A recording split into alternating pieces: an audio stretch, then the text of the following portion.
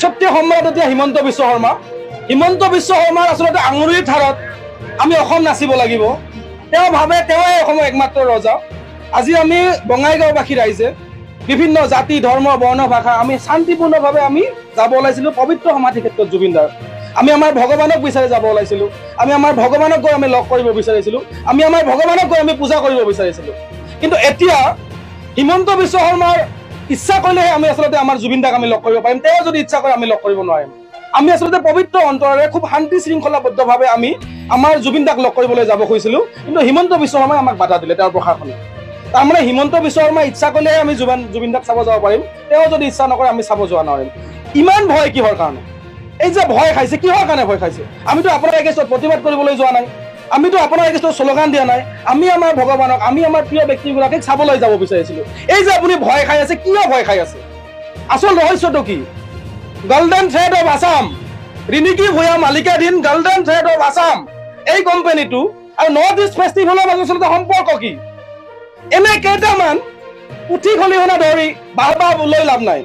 আচল কাহিনীটো north east festival আৰু গল্ডেন থ্ৰেড অফ আছাম, ইহঁতৰ আচল সম্পৰ্কটো কি?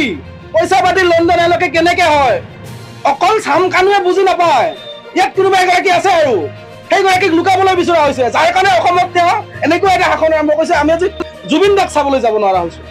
আমিতো উৎপাত কৰিবলৈ যোৱা নাই, আমিতো ভঙাবলৈ যোৱা নাই, আমিতো আইন শৃংখলা বিঘ্নিত কৰিবলৈ যোৱা নাই। আমি সাধাৰণ জুবিনদাক ভাল পোৱা মানুহকেইটাই আমি আইন শৃংখলা মানি আমি তেওঁৰ সমাধিস্থলত গৈ আমি পূজা কৰিব বিচাৰিছোঁ, আমি তেওঁক শ্ৰদ্ধাঞ্জলি জনাব বিচাৰিছোঁ। সেইটোতে বাধা দিলে আমাক।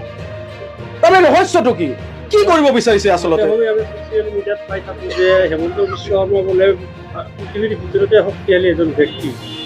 পৃথিৱীৰ ভিতৰত শক্তিশালী কোন? জুবিনদাই প্ৰমাণ কৰি গ'ল। জুবিনদাই কৈছিলে আমি জাতি নাই, আমাৰ কোনো ধৰ্ম নাই, আমাৰ কোনো ভগৱান নাই, আমাৰ কোনো আল্লাহ নাই, আমি সকলোৱে এক। এই যিটো লাইন আৰু হিমন্ত বিশ্ব শৰ্মাৰ যিটো লাইন, তেওঁৰ লাইনটো হৈছে তুমি হিন্দু তুমি মুছলমান, তুমি হিন্দু তুমি মুছলমান, তুমি ৰাজবংশী তুমি শিখ তুমি বেংগলী। এই যে ভাগ ভাগ কৰা আৰু ৰাজনীতি কৰা, এই দুটা মানুহ সম্পূৰ্ণ পৃথক। হিমন্ত বিশ্ব শৰ্মাৰ লাইনটো হৈছে তুমি মুছলমান মই হিন্দু তই মুছলমান। আৰু জুবিনদাৰ লাইনটো হৈছে, জুবিনদাৰ যিটো মহান বাণী যে আমাৰ কোনো জাতি নাই, আমাৰ কোনো ধৰ্ম নাই, আমাৰ কোনো ভগৱান নাই, আমাৰ কোনো আল্লাহ নাই, আমি সকলোৱে এক। এইটোতে আচলতে ভয় খাইছে। 26ৰ নিৰ্বাচনৰ আগে আগে তেওঁ হিন্দু মুছলমানৰ মাজত কাজিয়া লগাব খুজিছিলে, কিন্তু জুবিনদাই কৈ গৈছিলে আমাক যে আমি সকলোৱে এক, আমাৰ কোনো জাতি নাই, আমাৰ কোনো ধৰ্ম নাই, আমি সকলোৱে এক। আৰু এই যে আমি এক হৈ আছো যে এইটোতে আচলতে তেওঁ ভয় খাইছে।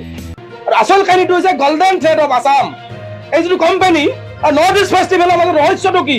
এইটো CID দিয়া নালাগে আমাক।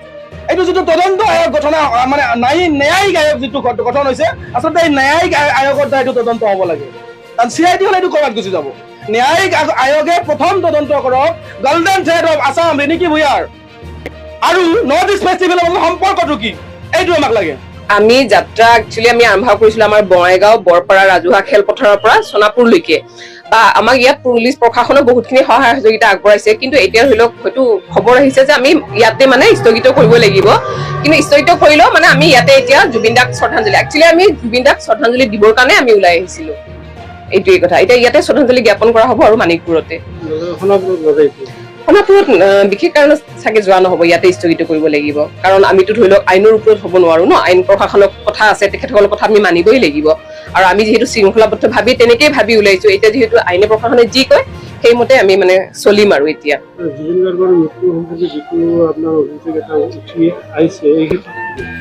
যিটো অভিযোগ উঠিছে সেইটো মুঠতে উচিত তদন্ত হ'ব লাগে।